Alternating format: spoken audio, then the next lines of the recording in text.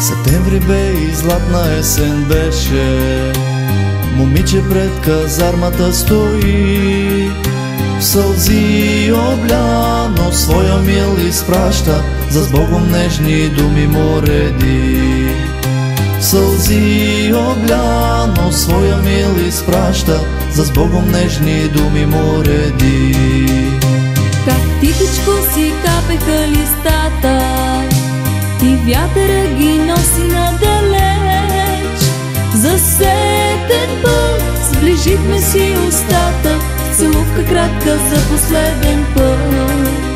За сетен път сближихме си устата, целувка кратка за последен път.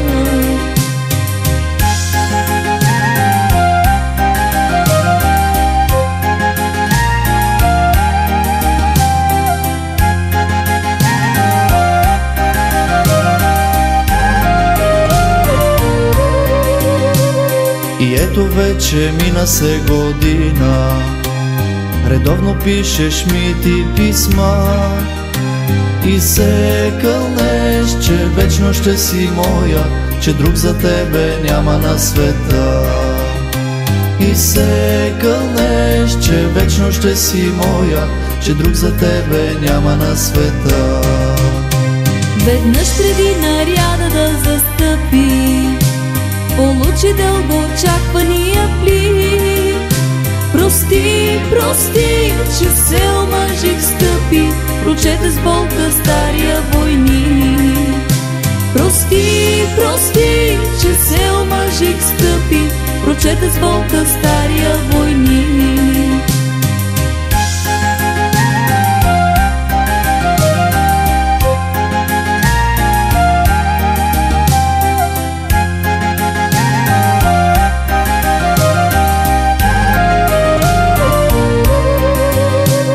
Оставих плика, взех си автомата и се загледах дълго в цевта. Но се зарекох тази нощ да пазя на младото семейство любовта. Но се зарекох тази нощ да пазя на младото семейство любовта.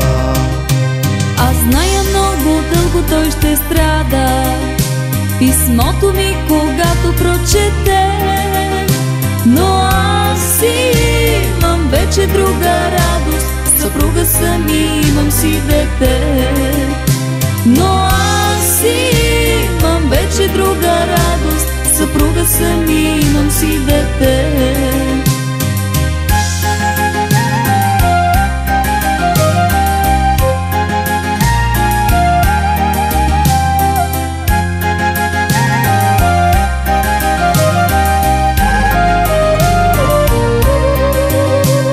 Пред твоя дом сигнала аз си свирих, излезна ти с детенце на ръце.